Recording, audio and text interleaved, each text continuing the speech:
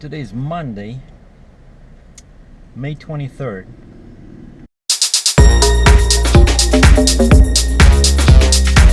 Yesterday I spent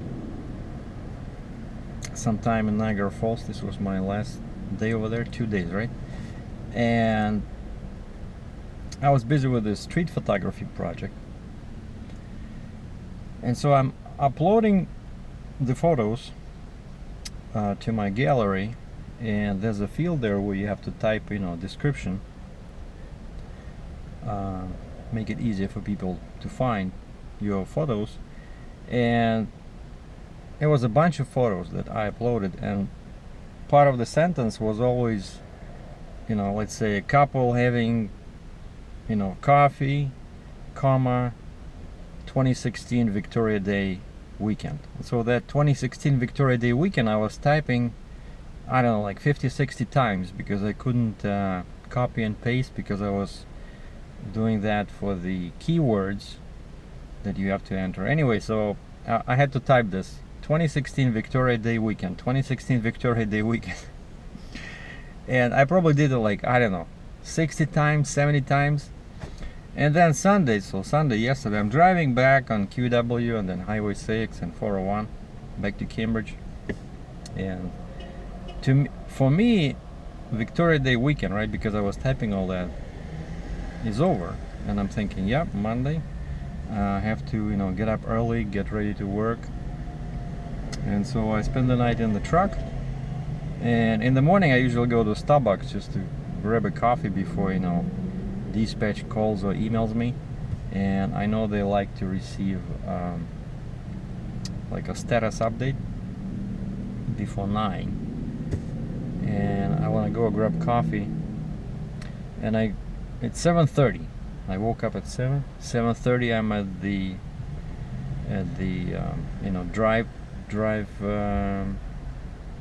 drive, getting to the highway. And I look to my left, and there's like a roundabout about like 200 meters, 600 feet. And usually people that's come from 401, and it's like they drive pretty fast, and sometimes you have to wait like 10 minutes. At 7:30 in the morning on a work day, you have to wait. And then as soon as you turn, if you manage to, find a gap, there's always, you look in the mirror, there's always somebody behind you, and of course they're pushing you. You just pick up speed, and there's people behind you like doing 60-70 kilometers an hour, 40-45 miles an hour. And I'm coming to the road, from the drive, and there's no vehicles. Okay, I turn right to head into town, and I'll raise my head to look in the mirror, because normally, if you, like I said, if you manage to turn, usually there's vehicles right behind you. I look in the mirror, there's nobody behind me. What? I look again at the clock. It's 7:35, 7:40. Something is wrong here. So I come to the parking lot of the Starbucks.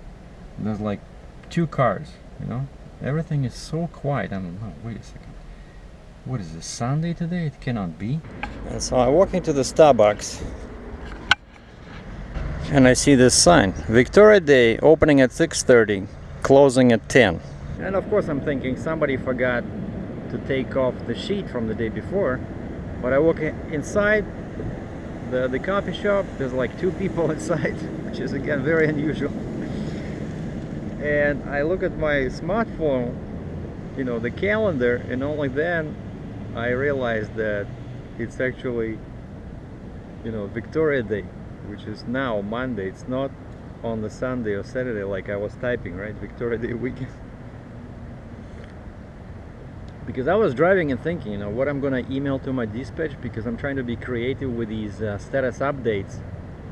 I put like my truck number in the subject line, and then I put status active / waiting for a load, location Cambridge, Ontario, empty since. And I'm driving, and thinking what I shall use this time, and turns out it was all for nothing. Everything is closed today, no work. and I went online, and you know, the easiest search you can do: what's open and closed on Victoria Day in Cambridge? Shopping centers are closed, banks are closed, Walmart is closed, and so are the department stores such as Staples and Best Buy. BS store closed. LCBO, our government liquor store, closed. And the most annoying probably thing out of all closed establishments is that all grocery stores are closed. Now, one last place of business that was on that list that I found on the website, things that are closed, was Community Alzheimer Center, both in Cambridge and Kitchener. So I just hope that they remember to reopen them tomorrow. And naturally, my favorite Mac dealer is closed too. Normally this area is all filled with cars, and that's the entrance to the shop, and that's usually where they park, you know, when you bring your truck for service. Those guys are just renting space, but these are people ready for service. And over here they park new trucks, and I did a couple of videos over here, right, when I was looking at Mack trucks. This is the same as mine, only day cab has a deflector and smaller tanks, and this probably 226 wheelbase. And I wanted to end this quick video with a couple of questions and answers. We see one tank is much smaller than the other. One gentleman was asking me about, so one guy was asking me about my glasses, right? These are not expensive, and actually a lot of truck stops in the States, they sell this like 2-for-1 pack. It's like includes a case and this two pair of glasses. These ones for like day driving, then they have yellow ones with yellow lenses for night driving, and I love those because they're very useful in, you know, like cloudy conditions, because they improve the, you know, perception, like in contrast.